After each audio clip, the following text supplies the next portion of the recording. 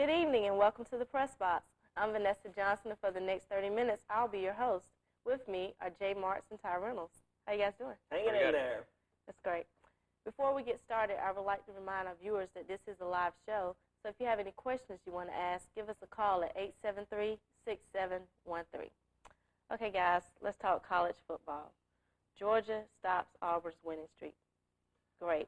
What does that mean for Georgia's program? Well, what it means for the program, Vanessa, is that if Georgia comes out and beats Georgia Tech, which they should, and then they'll be 6-4-1, they might get into a bowl game. You might be 7-4-1.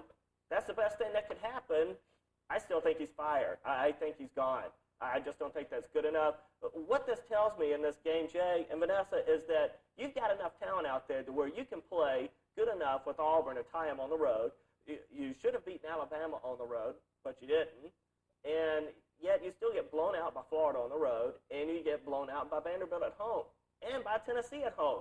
This team is very inconsistent, and that even makes me more upset about the coaching because I think there is a lot of talent out there on that football team to stay in with quality teams, yet on some Saturdays they just get totally annihilated, and I think a change is far overdue for that program. This game is very evident of that. Well, Ty, I think you're echoing the sentiments of most of the Bulldog supporters, but I think that they had their mind made up before the season started. They want Goff out of there. I think this game here shows that the coaching staff wasn't that bad. The defense did good. Marion Campbell made some adjustments. They held Auburn. If they're going to get rid of Goff, maybe they can promote Marion Campbell to head coach. And I don't know if Goff should leave now. I mean, he showed that he's on par with a Terry Bowden type. He can coach with the best of them now. Yeah, if he's on par with Terry Bowden, how come he lost 52-14 at Florida while Terry Bowden somehow found a way to win? Yeah, well, I think the talent level is different at Auburn than Georgia. I think they've been out-recruited for the last couple of years. I think Goff is not that good of a coach, but to tell you the truth, he hasn't had that good of a talent base. They had a couple players hurt. I think the players stepped it up this game. I kind of wanted to touch on that horrendous intentional grounding call at the end of the game. What did you think about that? I thought that was a bad call. I think this year the Southeastern Conference officials have been very inconsistent with that call, and particularly against Derek Zier. What's the man supposed to do? If you don't sit there and throw it out of bounds, what if the ball slips? I mean, that could lead to a major mistake. You see a lot of teams throwing the ball way out of bounds. And the problem I have with that is that if you're going to call it a penalty, fine, call it a penalty, but be consistent with that. I just think there's a lot of inconsistencies over there with that Southeast SEC officiating crew, and I just wonder what type of mockery they may make with the Florida-Alabama game at the Georgia Dome coming up in December. Yeah, the officiating, I just want to touch on that. In the Alabama game, I think the calls were kind of questionable, okay, but you couldn't really say anything. But that call there, I mean, that smacked of being a homer call. It was like, oh, Georgia might upset Auburn. No. I mean, it was like the official went, no, you're not going to have a chance to win this game. It was really weird. I stayed up late and watched the replay of the game. I'm not that much of a dog supporter or a War Eagle supporter. But you'll stay up late until about 5 in the morning and watch the replay. But I happen to be up at 5 in the morning, and you know what else? What else? People have been calling in and saying the call was bad and all, but I'll tell you what they didn't realize is it was on the 15-yard line, and they said it was half the distance to the goal and lost it down. They spotted the ball on the 4-yard line. It was like an 11-yard penalty on half the distance to the goal, and none of the Georgia coaches saw anything. So maybe they don't know how to divide by 2 in Alabama. Maybe not, but the Georgia coaches proved they didn't know math either. They should have been all over that. Okay, well, we have a phone call. Thank you for calling you on the air. Hey, guys, I can hardly hear you. Hope you can hear me.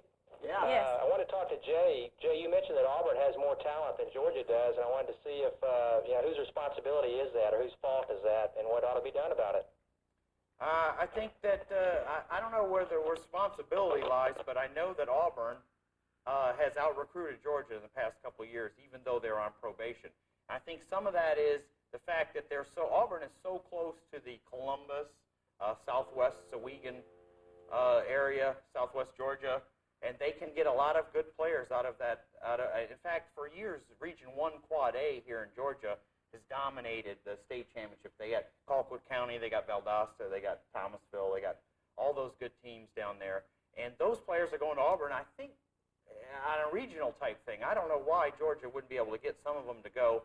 But, yeah, that's an interesting point the caller brings up. It was an excellent call. I don't know. Do you have any? Dale McGee is a starter in their secondary. As a matter of fact, they have Dale McGee is from Columbus. They have 2 starters from Columbus in their secondary. Then on their defensive line, you have Gary Walker out of Livonia as one starter. And then Shannon Suttle is out of Lafayette, Georgia, which is up around the northwest part of the state. Saturday night, Auburn had 4 starters on their defense from the state of Georgia. They do hit the state. I think the problem is with the coach when it comes to recruiting because they're doing one of 2 things. They either don't know who a good football player is coming out of high school, and they just keep making mistake after mistake after mistake and taking the wrong people. While Florida State, Auburn, Florida, and Alabama and Tennessee get everyone that's good. A perfect example of that is that Georgia could have had Ben Talley out of Griffin about 4 or 5 years ago. They opted to go after Mario Nolan, who was a sensational athlete out of Memphis. Just turns out Nolan doesn't have the football savvy in him to be a big-time college football player, while Ben Talley, I think, may be playing on Sundays when he leaves Tennessee. I think that's a perfect example of the mistakes that Georgia makes. The other thing that they could be doing is just they don't know how to develop players. It always seems that on the line of scrimmage, Georgia's getting their butts kicked. It's plain and simple. You see it week after week. And when you get handled by Vanderbilt, come on, give me a break. There's no way that anyone should stand for that. That's an SEC doormat for years, and you can't afford to do that. But, Ray found a way. You got to give him credit. Hey, but Vanderbilt's a good school, though, academically. So I just thought I'd throw that in. Just want to let you know, they send a lot of those guys over to Peabody College. I don't think they're in Vanderbilt, actually. No, but as far as recruiting goes, I think some of the problem here, and I didn't say this when the caller called, is Georgia traditionally recruits skill-type players, quarterbacks, running backs, receivers, stuff like that. And like you pointed out, their line has been handled in the SEC lately, and maybe they need to shift the emphasis back to recruiting good offensive and defensive linemen, like you pointed out. Well, it's a good year in the state for that. There's several big offensive linemen coming out. I think Georgia can get a couple of them. And there's some big defensive linemen in the state as well. One of them is Jeremy Brett, a 300-pound defensive tackle over there in Sandersville in Washington County. He's already qualified. He's 1,000 SAT and a 3.8. They need to get guys like that. Okay. Before we go on, I must say, Ty, I'm not ready to give up on Ray Goff just yet. His players didn't give up on him Saturday because they played to the end against Auburn. And plus, they were successful on the ground. Well, that was one game, but you're right. They were pretty successful on the ground. But guess what? Auburn was far more successful on the ground. They averaged almost 6 yards a carry. It was brutal. Which I want to bring up here. When Auburn got the ball at the end of the game and drove down to whatever, the 30-yard line or whatever, I have to question what Terry Bowden was doing there. With them being successful on the ground, he threw 2 incomplete passes and then ran a draw play for no gain. It was like he was trying to get the ball to Frank Sanders. But you got to try and set up that field goal. You don't. I don't understand what he was doing. It was kind of it was a strange type of play calling. Okay. Well, we have a phone call. Thank you for calling. Calling you on the air. The next opponent for Foreman. Say it again. Excuse me? Who's the next opponent for Florida? For Foreman. Oh, for Foreman. Yeah, it's a boxing question. I don't know. How soon can Mike Tyson get out of jail? I really don't know what Foreman's going to do here or who his agent is. That's an excellent question, and that I just don't have a definite answer for because Foreman can basically call his own shots. The guy's got so much money now, he doesn't even need to fight again if he wants to, but then if someone comes up and lays enough cash on the table, then I think he'll do it. But the thing is that who can you get for an opponent to enable someone to put just that much cash on the table? I don't know. I think it would have to be Mike Tyson. Well, I don't know. I think he's going to fight Larry Holmes, and it's going to be like this geriatric type thing, and then Foreman will retire. I really think that all the talk is about Foreman retiring now that he reacquired the title, but I don't think so. I think because he was the challenger, he got like $1 million for the fight, which is, like a lot of money for me and Ty. But it's pocket change for someone like George Foreman. Now he can command a $10 million, $12 million payoff by scheduling some podunk challenger, So I think he'll fight one more fight, get the big payday. And to tell you the truth, I'd like to see him fight a non-contender type fighter because I like George Foreman because he hasn't been involved with Don King or Bob Arum or any of that crookedness. And so if he could just get somebody and retire as a champ, he still could get a big payday, But that was an interesting boxing question. I didn't think there were any boxing fans out there anymore. Okay. Well, one more question about the Bulldogs. Are they going to the bowl? They might get a bowl invitation to the CarQuest Bowl, but that's about it. And I don't know if they're going to get that. If South Carolina gets a win over there against Clemson, they'll give them 6 wins. They have a better conference record at 4-4. Georgia's 3-4-1 in the conference. That may shut out Ray Goff in the postseason once again. Well, the CarQuest Bowl, is that played in like an upside-down pacer or something? It's down there in Miami. Oh, okay. Okay, we have a phone call. Thank you for calling. Caller, you on the air. Going back to the Foreman fight, Yeah. I didn't get to see the whole fight. Did any of you guys see it? I only saw the last 2 rounds. Did you, that hit that knocked the champion out, it almost looked like he took a dive. Do you think that might be a possibility? I think that's a very real Yes. possibility in a boxing game. That's an excellent point, especially when you saw how Moore looked up. He got up off the campus and looked around, canvas and looked around, and it was like, oh, the count's not over yet. I need to lay back down. I mean, that was kind of funny. I don't know what was going on. I know that Foreman wouldn't be involved in anything like that. Moore maybe because he got the big payday and all, but Foreman wouldn't have put up with that. I don't know. The boxing sport is in disarray because of people like I mentioned, Don King and Bob Arum, but I don't think Foreman would have been involved in taking a dive. I don't know if Moore would have done that or not. George Foreman and Larry Holmes, you said? Instead of seeing Budweiser out on the mat, what are we going to see, Geritol and Jones pills? That could be. I'm not sure. It could be sponsored by KFC or something like that because, Foreman loves to eat. You got it. Speaking of George's, what about George O'Leary debut at Georgia Tech? Well, I thought his team played pretty well, but he just doesn't have a whole lot to deal with. I mean, here again, we talked about this last week. I thought Clemson would just run the ball right at him, and I think they ran it for, they ran over 300 yards. They didn't pass the ball that much, and they averaged almost 5 yards a carry, which is typical Tech. They just can't stop the run, and that's why they got beat. Clemson had 2 long drives of around 80 yards. Both of those drives consumed 8 minutes, and that'll just kill your defense. And O'Leary's got the type of offense that can apparently move it between the 20s, but can't get it in the end zone. Well, they're missing a couple of skilled players. That'll hurt you in the red zone inside the 20. But I said last week, this is a big mistake. If they're going to let O'Leary coach next year, they should not give him this shell of a team to work with because it's just going to look bad. They're probably going to lose the rest of their games. Now, they're not going to lose to Wake Forest. Well, we'll see. I mean, I'd say that's the even money pick right now. But the point is if they lose all 3 games going out in his interim period, he's not going to be able to recruit anybody. Everybody's going to say, well, you're a loser just like Lewis was, and the program hadn't turned around. And I said last week that on this show that that would be a huge mistake. It's just unbelievable that they would expect their interim coach to take this, whatever it's called, a team, I guess, and try to win some games and build a resume. It's just like, no way. I mean, they should have brought in someone else as an interim and then made O'Leary the coach next year if this is what they want to do. Or, I mean, maybe this is their way of getting rid of O'Leary. I mean, it's just like, okay, we don't want him to be the head coach next year, so let him lose the last 3 games, and we can use that as an excuse why not give him the head coaching job. I'm going to be positive. I'm going to be positive on this. Georgia Tech has been making mistakes all year and has been killing themselves. Saturday at Clemson on the road in a hostile environment, they only had 1 turnover, and that was it. During the season, under Bill Lewis, they've been having several mistakes every game, and I thought they played a good enough game to at least keep themselves in the game, but they just didn't have the defensive line. Yeah, they did play good. At the half, neither team had a turnover, and the score was tied, and they kept it like that up until like late 3rd quarter. But until they caved in and lost like they always do. I don't know what happened in that game. Defensive line was Yeah, okay. Well, they're losing, and I don't think it's fair to O'Leary to give him this test period. I agree. What about Nebraska? Still number 1. Yeah, and I agree with this, but I tell you what, I wouldn't count Alabama out of this picture because they've got the most to prove here. If you got the most to prove, you got a chance to shine the brightest here.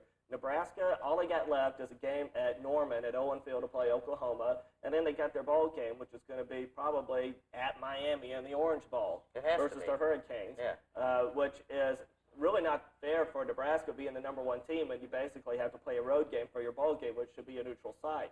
The Penn State, they barely won over the weekend. I don't know if that's a good win or not against Illinois. Here it is. You got a game left with Northwestern and then another game with Michigan State. Those are two bad clubs. You really don't prove that much. You got nothing really to gain, and then you're going to be going into a bowl game against a team like Oregon, who's 8-3 right now. They have to go to Corvallis and play Jerry Pettibone and that wishbone offense of Oregon State. And last year, Oregon State won that game on the Oregon campus. That's not a guaranteed win for Rich Brooks and the Oregon Ducks. They may be 8-4, and then if USC loses the Battle of Los Angeles, which the underdog in that game wins a lot, they'll have another loss. So you may see Oregon 8-4 going to the Rose Bowl. Penn State wins that, big deal. Not an impressive win. Alabama has played Mississippi State. Then if they beat Auburn, then if they beat Florida, that's two top 10 teams. And then you're probably going to go to the Sugar Bowl and play a team like Florida State. I think they're showing the most if they win all those games. It's a lot to do, but if they do it, I would vote them number one.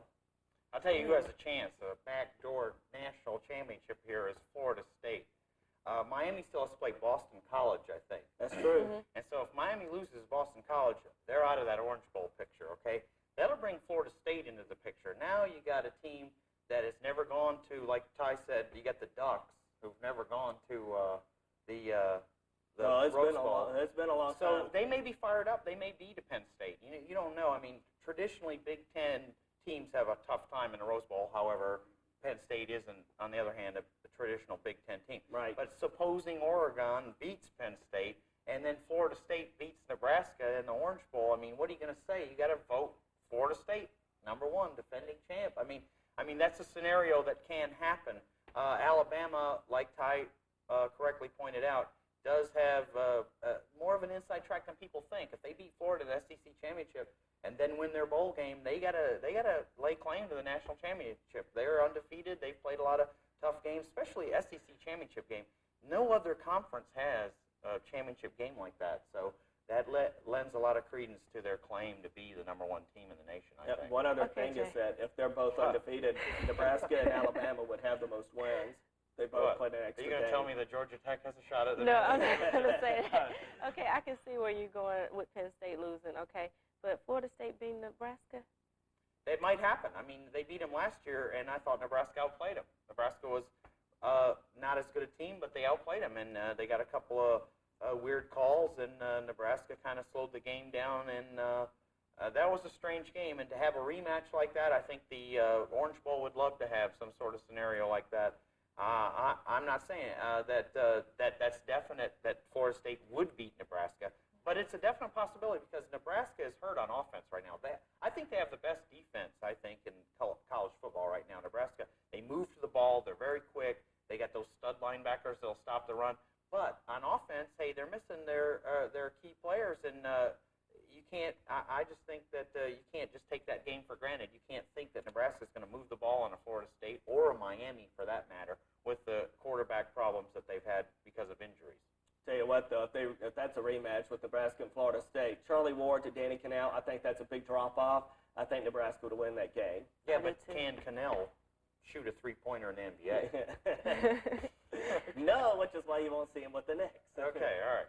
Okay, well, I'd like to remind our viewers that this is a live show, so if you have any questions you want to ask, give us a call at 873-6713.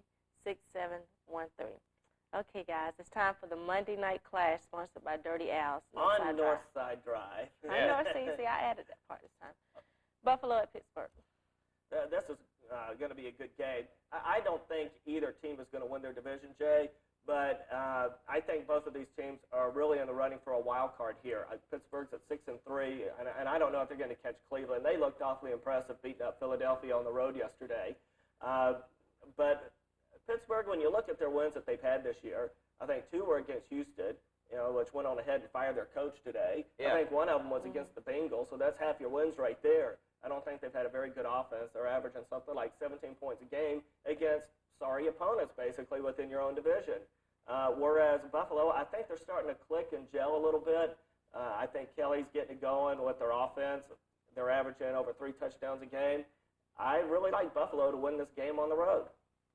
You know what? I'm going to pick Buffalo, too, only because they got humiliated by the Jets last week, who swept them this year in the home-and-home series. And so they have to be a little more focused at this game. Plus, the revenge factor.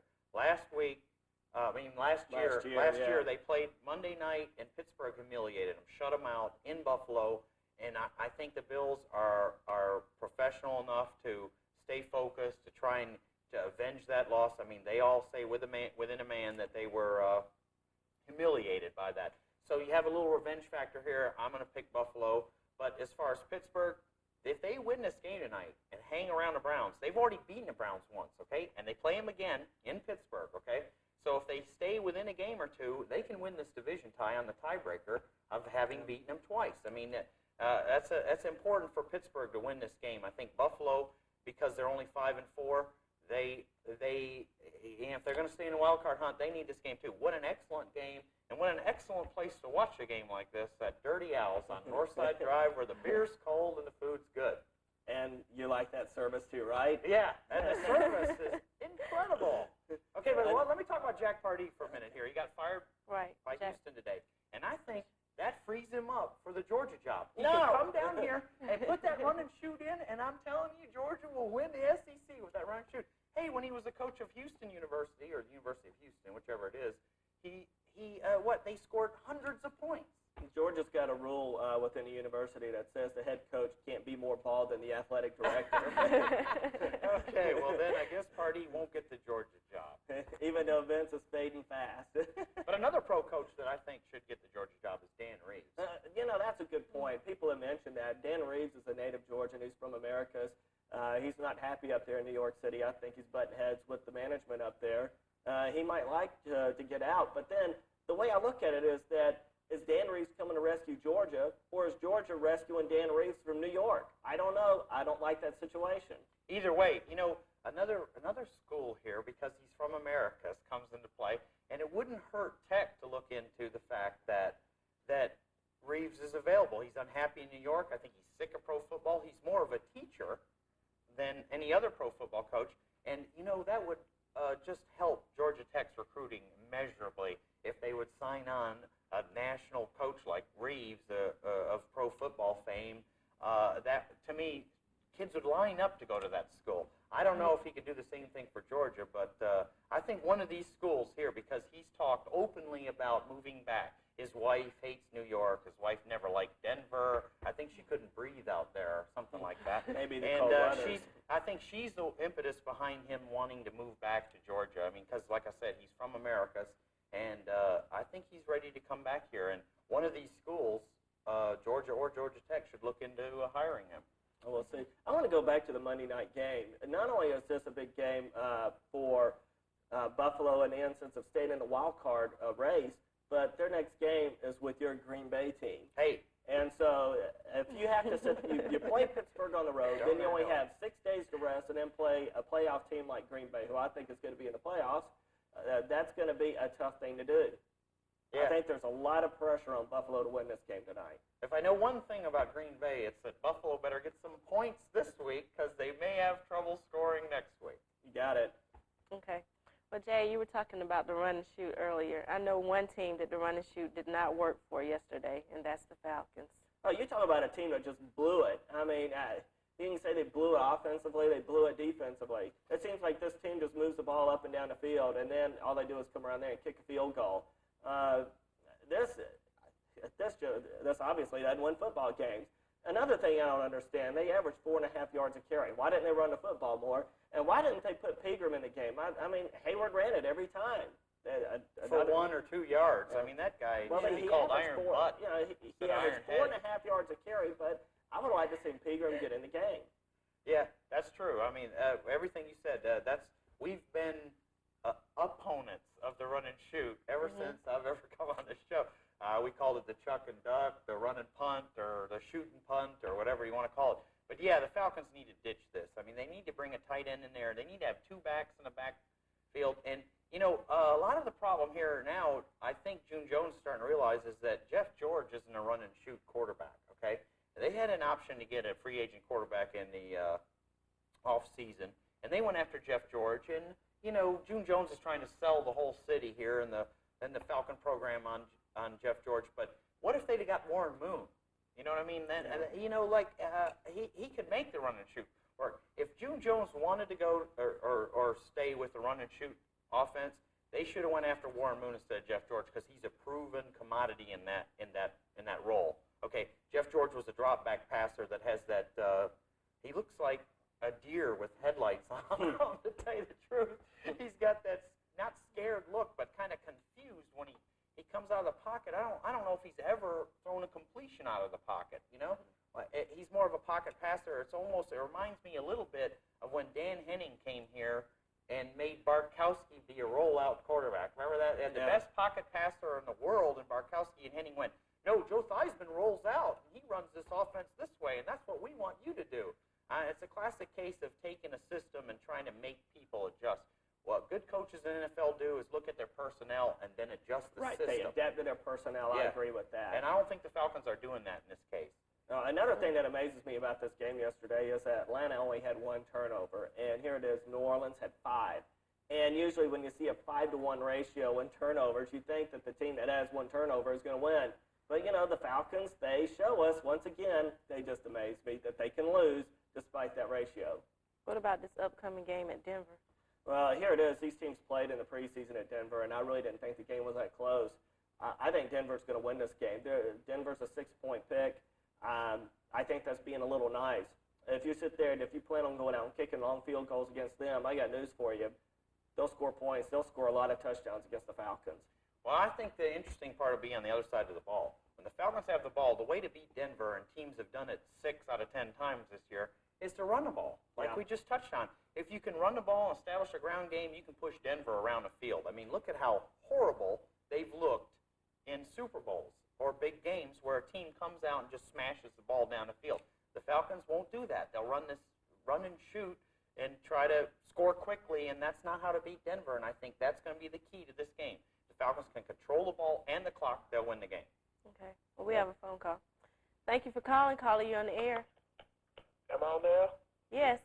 I want to know why is it that the Atlanta Falcons, Rankin Smith, Taylor Smith, or whatever, why instead of them trying to invest in a good one solid football player, why can't they ever invest in a good coach?